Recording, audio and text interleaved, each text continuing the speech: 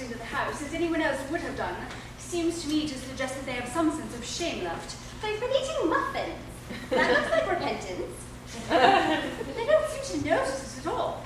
Could you cough? But I haven't got a cough. They're looking at us. What effrontery. They're approaching. That's very forward of them. Let us maintain a dignified silence. Certainly. It's the only thing to do now.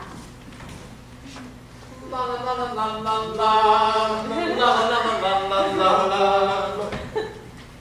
This dignified silence seems to produce an unpleasant effect. A most distasteful one. But we will not be the first to speak. Certainly not. Mr. Wenig, I have something very particular to ask you. Much depends on your reply. Your comment is invaluable, Gwendolen. Mr. Moncrieff, kindly answer me this following question. Why did you pretend to be my guardian's brother? In order that I might have an opportunity of meeting you. That certainly seems like a satisfactory explanation. Yes, dear, if you can believe him. I don't, but it doesn't distract from the wonderful beauty of his answer. True. In matters of grave importance, style, not sincerity, is the vital thing. Mr. Wenig, what explanation can you offer to me for pretending to have a brother? Was it in order that you might have an opportunity for coming up to town as often as possible to see me? Can you doubt it, Miss Fairfax? I have the gravest doubts upon the subject. But I intend to crush them. This is not the moment for German skepticism. The explanations appear to be quite satisfactory, especially Mr. Worthing's. That seems to me to have the stamp of truth upon it. I am more than content with what Mr. Moncrieff has said. His voice alone inspires one with absolute credulity. Then you think we should forgive them? Yes. I mean, no. True, I had forgotten. There are principles at stake that cannot be surrendered. Which of us should tell them? The task is not a pleasant one. Could we not go speak at the same time? An excellent idea. I nearly always speak at the same time as other people. Won't you take the time for me? Certainly. Your Christian names are still an insuperable barrier. That is all.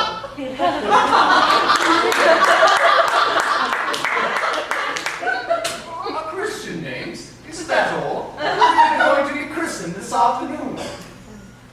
For my sake, you are prepared to do this terrible thing? I am. For me, you are willing to face this fearful ordeal. I am. How absurd to talk of equality of the sexes, where questions of self-sacrifice are concerned and lie infinitely beyond us. We are. Physical courage if we're to leave it now. Absolutely nothing. Darling. Darling. Lady Bracknell! Gwendolen, what does this mean? Merely that I am engaged to Mr. Wenig, Mama. Sit down. Sit down immediately. Hesitation of any kind is a sign of mental decay in the young, of physical weakness in the old.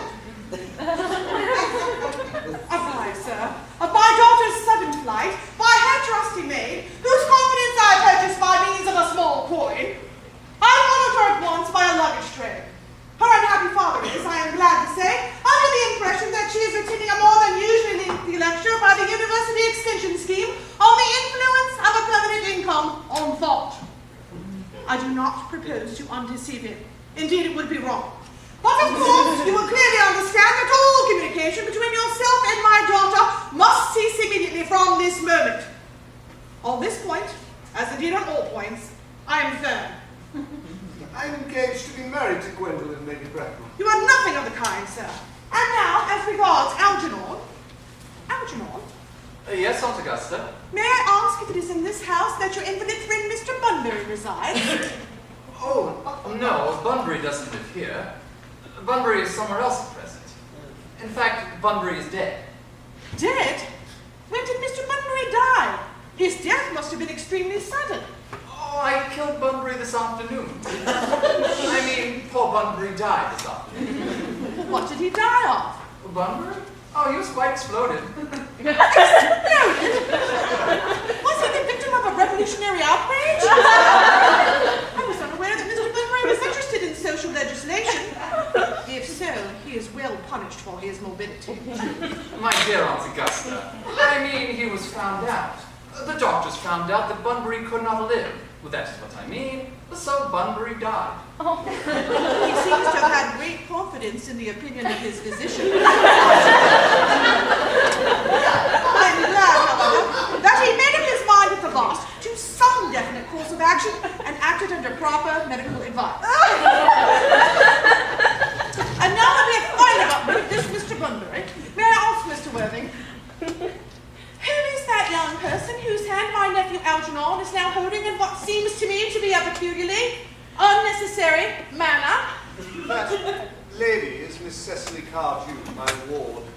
I'm engaged to be married to Cecily, Aunt Augusta. I beg your pardon. Mr. Moncrieff and I are engaged to be married, Lady Bracknell. I do not know whether there is anything peculiarly exciting in the air of this particular part of Hertfordshire, but the number of engagements that go on seems to me considerably above the proper average that statistics have laid down for our guidance. I think some preliminary inquiry on my part would not be out of place. Mr. Worthing, is Miss Cardew at all connected with any of the larger railway stations in London? I merely desire information. Until yesterday, I had no idea there were any families or persons whose origin was a terminus. Miss Cardew is the granddaughter of the late Mr. Thomas Cardew of 149 Belgrave Square Southwest, Gervais Park, Dorking, Surrey, and the Sporran, Fifeshire, North Britain. That is not so unsatisfactory. Three addresses always inspire confidence, even in tradesmen. But what proof have I of their authenticity? I have carefully preserved the court guides of the period. They are open to your inspection, Lady I have Bracknell. made strange errors in that publication. Miss Cardew's family solicitors are Messrs. Markby, Markby, and Markby. Markby, Markby, and Markby? A firm of the very highest position in their profession. Indeed, I am told that one of the Mr. Markbys is occasionally to be seen at evening parties. So far, I am satisfied. How extremely generous of you, Lady Bracknell. I have also in my possession, you will be pleased to learn, the certificates of Miss Cardew's birth, baptism, whooping cough, registration, vaccination, confirmation, and the measles, both the German and the English varieties. Ah, a life crowded with incident, I see. Though perhaps somewhat too exciting for a young girl. I am not myself in favor of premature experiences. Gwendolen, the time approaches for our departure. We have not a moment to lose. As a matter of form, Mr. Worthing, I'd better ask you if Miss Cardew has any little fortune. About £130,000 in the funds, that is all. Goodbye, Lady Bracknell. So pleased to have seen you. A moment, Mr. Worthing. £130,000? And in the funds?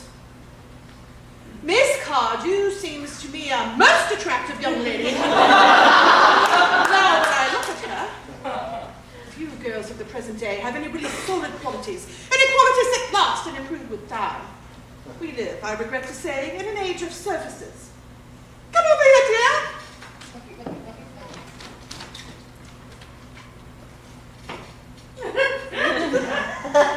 Pretty child. Your dress is sadly simple, and your hair seems almost as nature might have left it. But we can soon alter all that. A thoroughly experienced French maid produces a really marvelous result in a very brief space of time. I remember recommending one to young Lady Lansing, and after 3 months, her own husband did not know her. And after 6 months, nobody knew her. Kindly turn around, sweet child. No, beside nephew is what I want. Yes, quite as I expected.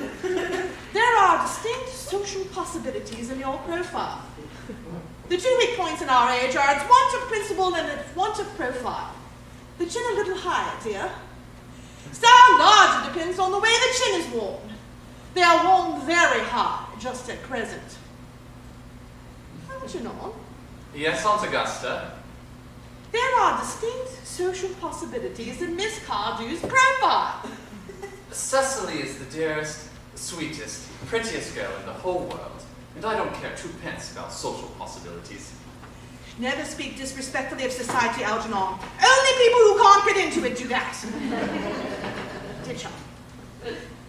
Of course, you know that Algernon has nothing but his debts to depend upon, but I do not approve of mercenary marriages.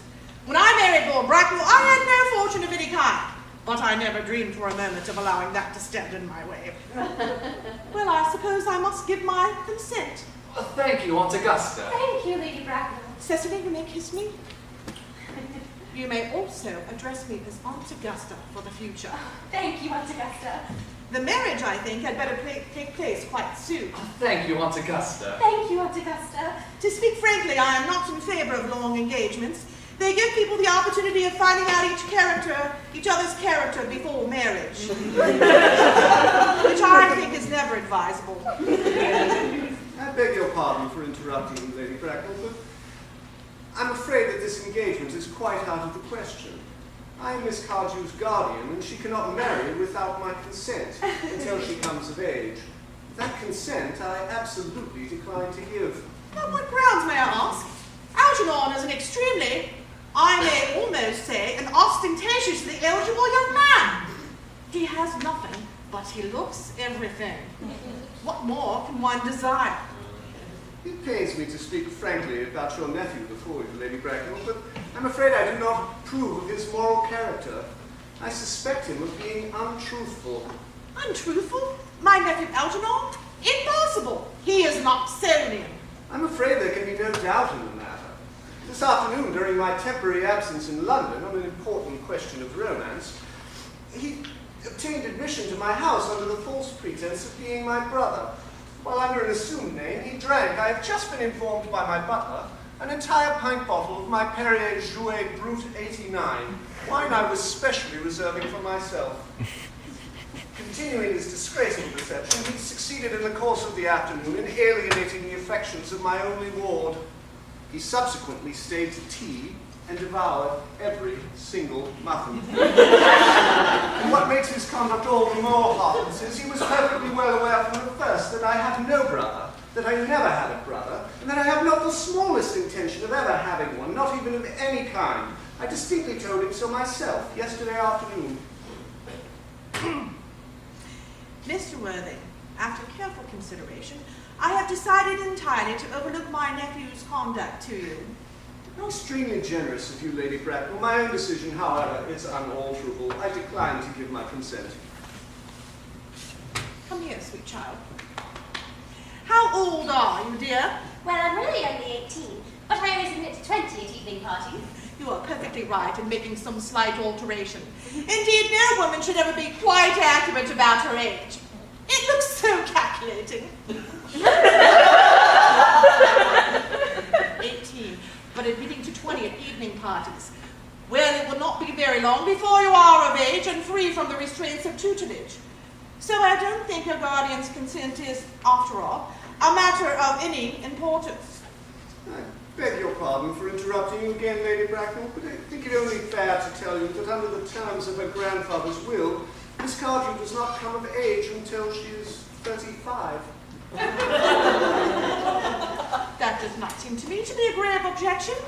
35 is a very attractive age. London society is full of women of the very highest birth who have of their own free choice remained 35 for years. Lady Dumbledon is an instance in point. To my own knowledge, she has been 35 ever since she arrived at the age of 40, which was many years ago now. I see no reason why our dear Cecily should not be even still more attractive at the age you mentioned that she is at present. There will be a large accumulation of property.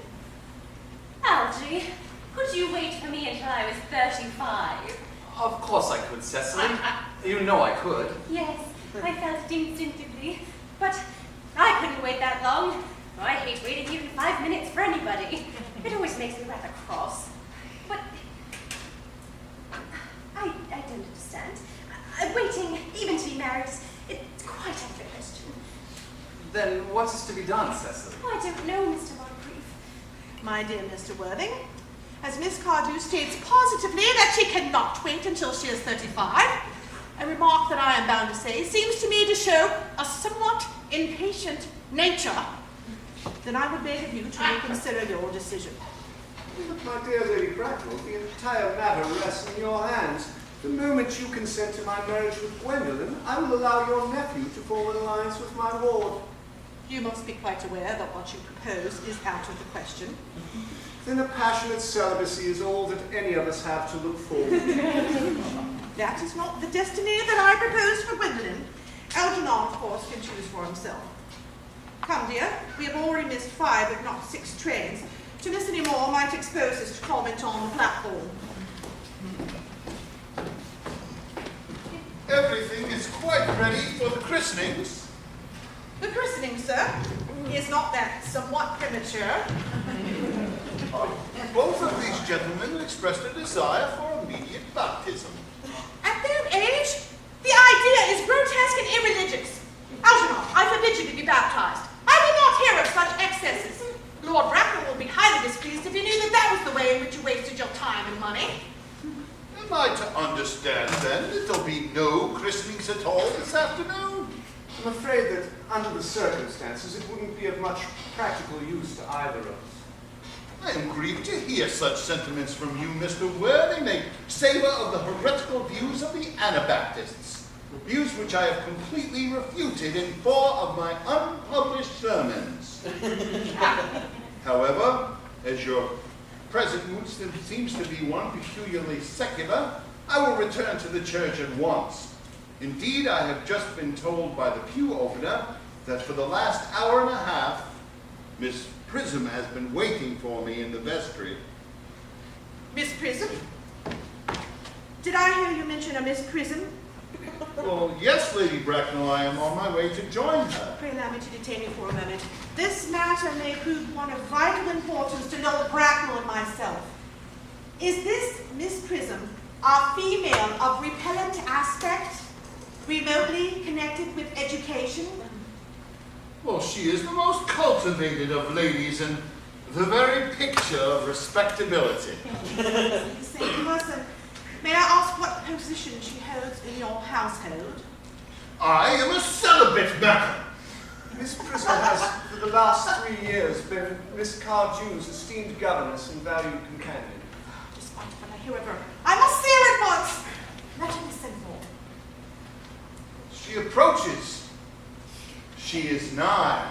I was told you expected me in the vestry, dear Canon. I have been waiting for you there for an hour and 3/4. Prism! Come here, Prism! Prism, where is that baby? 28 years ago, Prism, you left Lord Bracknell's house, number 104 Upper Grosvenor Street, in charge of a perambulator containing a baby of the male sex. You never returned. A few weeks later, through the elaborate investigations of the Metropolitan Police, the perambulator was discovered at midnight, standing by itself in a remote corner of Bayswater.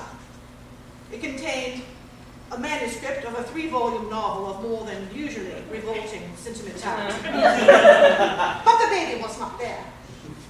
Prism, where is that baby? Miss Bracknell, I must admit with some shame that I do not know. I only wish that I did. The plain facts of the case are these.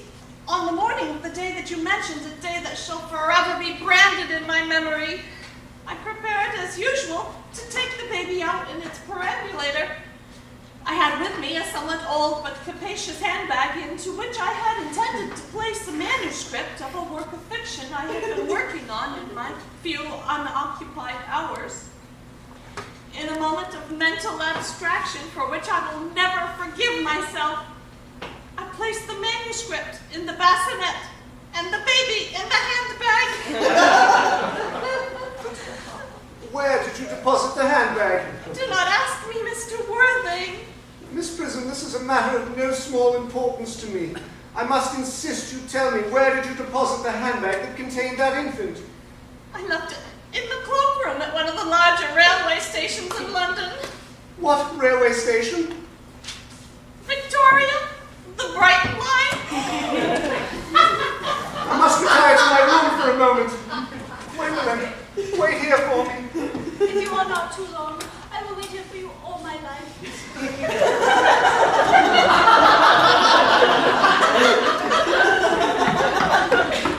What does this mean, Lady Bracknell? I did not even suspect, Dr. Chasuble. I need hardly tell you that in families of high position, strange coincidences are not supposed to occur.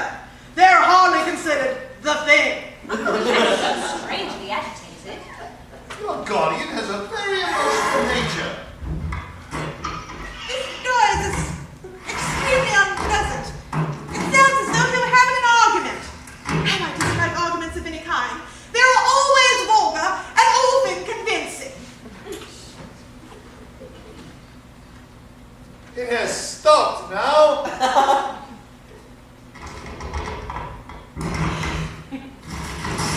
I wish you would arrive at some conclusion. The suspense is terrible. I hope it will last. Miss Prism, is this the handbag?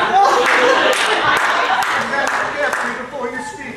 The happiness of more than one life depends upon your answer. It seems to be. Yes, here is the injury it received through the upsetting of a Gower Street omnibus in younger and happier days. Oh, and here on the lining is an injury it received through the explosion of a temperance beverage, an incident that occurred in Leamington.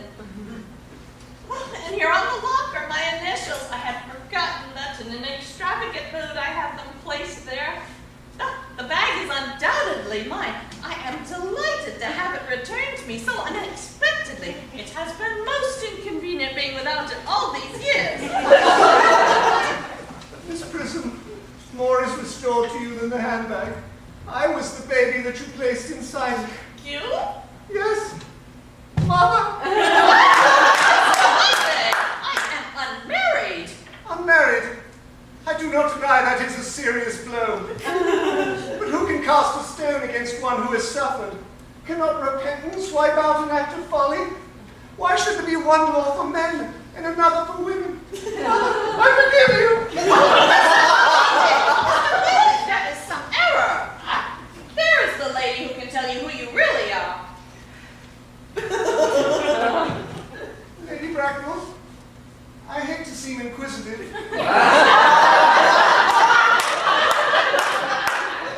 Can you kindly tell me who I am? I'm afraid the news I have to give you will not altogether please you. You are the son of my poor sister, Mrs. Moncrieff, and consequently, Algernon's elder brother. She's elder brother. I always knew I had a brother. I always said I had a brother. How could you have ever doubted that I had a brother? Dr. Chasuble, my unfortunate brother. Miss Prism, my unfortunate brother. Gwendolen, my unfortunate brother. Algernon, you young scoundrel, you will have to treat me with more respect in the future. You've never behaved like a brother to me in your whole life. Well, not till today, old boy, I admit. Oh, I did my best, however, though I was out of practice. My own. But what own are you? What is your Christian name now that you have become someone else? Oh, heavens, I had quite forgotten that point. Your decision on the subject of my name is irrevocable, I suppose? I never change, except in my affections. What a noble nature you have, Quinn. Then the question had better be cleared up at once. Aunt Augusta, a moment. At the time when Miss Prism left me in the handbag, had I been christened already? Oh, every luxury that money could buy, including christening, had been lavished on you by your fond and doting parents. Then I was christened, that is settled. Now, what name was I given? Let me know the worst. Being the eldest son, you were naturally christened after your father. Yes, but what was my father's Christian name? I cannot at the present moment recall what the General's Christian name was, but I have no doubt that he had one. He was eccentric, I admit, but only in later years, and that was the result of the Indian climate and marriage and indigestion and other things of that kind. Algie, can't you tell us what our father's Christian name was? My dear fellow, we were never even on speaking terms. He died before I was a year old. His name would appear in the army list of the period, I suppose, Aunt Augusta? The General was essentially a man of peace, except in his domestic life. I have the But army. I have no doubt that his name would be listed in a military directory. I have the army list for the last 40 years here. These delightful records should have been my constant study. Generals. M. Malum, Max Bond, Maggie. What ghastly names they have. Marley, Migsby, Mobbs, Moncrieff. Lieutenant, 1840. Captain, Lieutenant Colonel, Colonel, General, 1869. Christian names. Earnest, John. I already said my name was Ernest, Gwendolen. But my name is Earnest. It naturally is Ernest. Yes, now I remember the General was called Earnest. I knew I had some particular reason for disliking the name.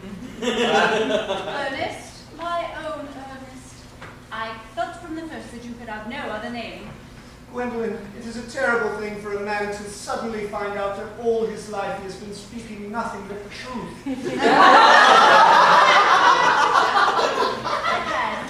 For I feel that you are sure to change. My own one. Letitia! Frederick! Cecily, at last. Gwendolen, at last. My nephew, you seem to be displaying signs of triviality.